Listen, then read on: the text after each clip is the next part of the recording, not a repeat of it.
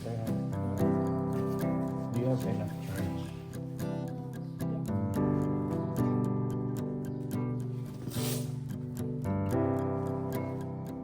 Okay. Yan lang, exam nila eh.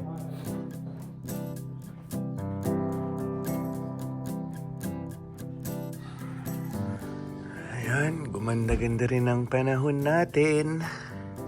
Sana magtuloy-tuloy na. Tapos sina Pixar exam week pa rin. So tuloy-tuloy din ang kanilang exam.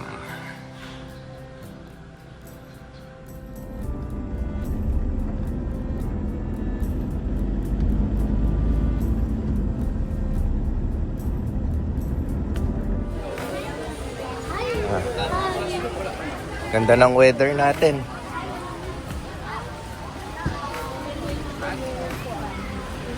Sige, walk ahead. Daming tao eh.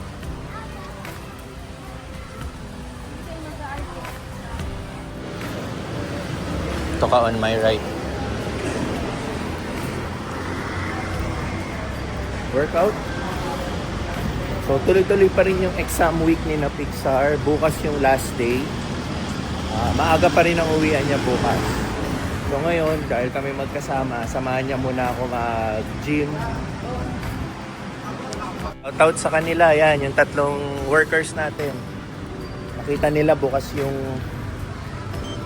pocket, ano ba yon? Yung front pocket ng bag ko.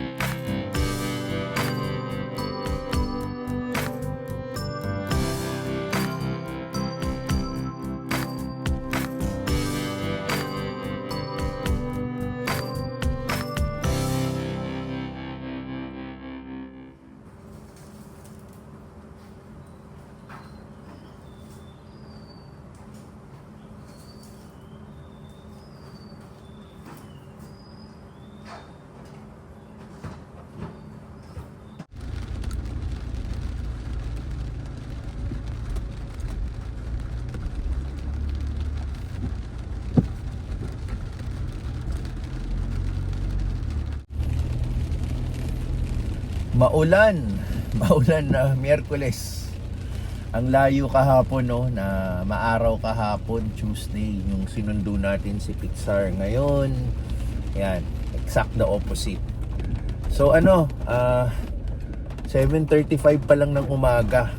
Super aga natin umalis kasi maaga rin yung magiging out ni Pixar today. Last day ng exams nila, isang subject lang siya. So kaninang umaga, pagka-asikaso natin sa kanya, sumabay na siya kay Kuya Cesar. So supposedly, maya-maya pa tayo aalis, mga 8:30, kasi nga 9 o'clock pa yung out niya. Pero super inagahan ko na dahil sumungit yung panahon. Kasi sa mga ganitong case, kailangan makasecure tayo ng maganda-gandang parking. Yun. Dahil yung parking na gusto kong makuha, may bubong. Para pag sinundo natin si Pixar mamaya, kahit umuulan, mas madali siyang sunduin. Kasi may bubong yung magiging parking natin. Hindi tayo mahihirapan magsundo at sumakay sa kotse.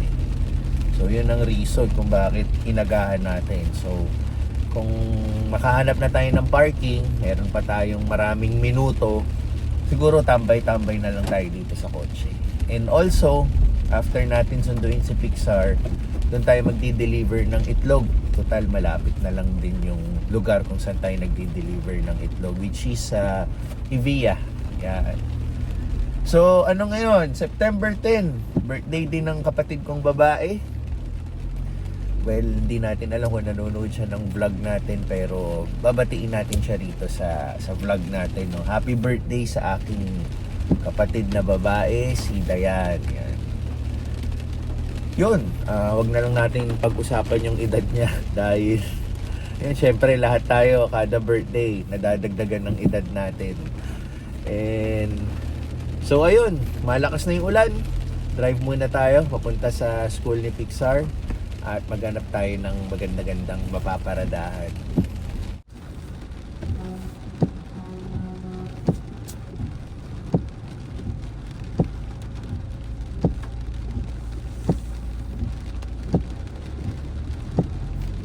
Ayun, kasama ko na si Pixar. Tumambay kami rito sa parking sa country club kasi super aga namin, as in. Yung delivery ko kasi sa eggs, masyadong maaga. Wala pang mag-a-attend sa atin para i-pick up yung egg. So, nag-stay pa kami ng additional 1 oras. Para magpahinga lang, tumambay. Kasi hindi na kami kailangan umuwi pa ng bahay dahil mapapalayo kami. Malapit na kasi yung school ni Pixar sa pag-deliver namin ng itlog. Kaya ito muna ginawa namin. Total, malamig naman yung panahon, umuulan. Hindi kami nainitan dito sa kotse. Kaya yun. Sarap nga eh. Presko pa nga yung pakiramdam. So, ito. Itong binablog ko ngayon, o-off ko na kasi magre-ready na kami. Dahil kailangan na namin i-deliver yung eggs. Kailangan ko na rin mag-message dun sa ipag-deliver natin para makapag-prepare na rin sila. So, ayan. Tapos na ang exam nila. Finally.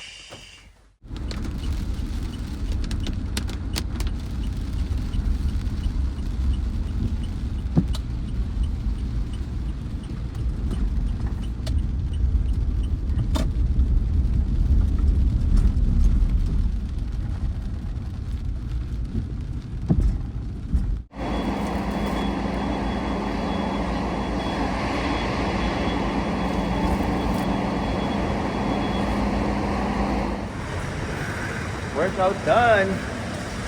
So, the usual, kakain kami sa mall and tapos na rin yung exams niya today, 'di ba? So, dito na kami kakain ng lunch.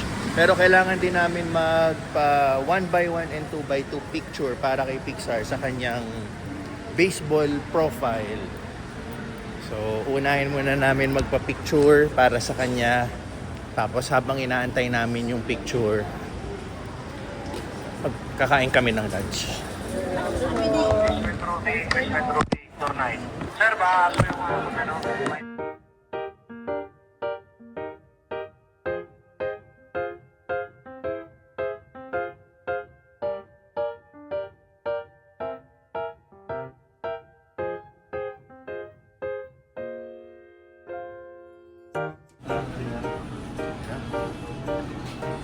Bibinata na. Ang ID ba niya? Ano, kailangan sa sa baseball niya eh. Yung baseball, ano? 1, 2, 3. Yan. 1, 2. Tsaka magagamit din namin sa iba, di ba? Yung ibang... Hindi nyo gusto ulitin natin. Ay, wait. Medyo parang nakaside. And then sa bagay, pag 1x1, makakat naman yung body na. Kaya okay na yan. Okay na po yun. Oo. I-try nyo na lang ba, sir? 45 minutes pa daw eh.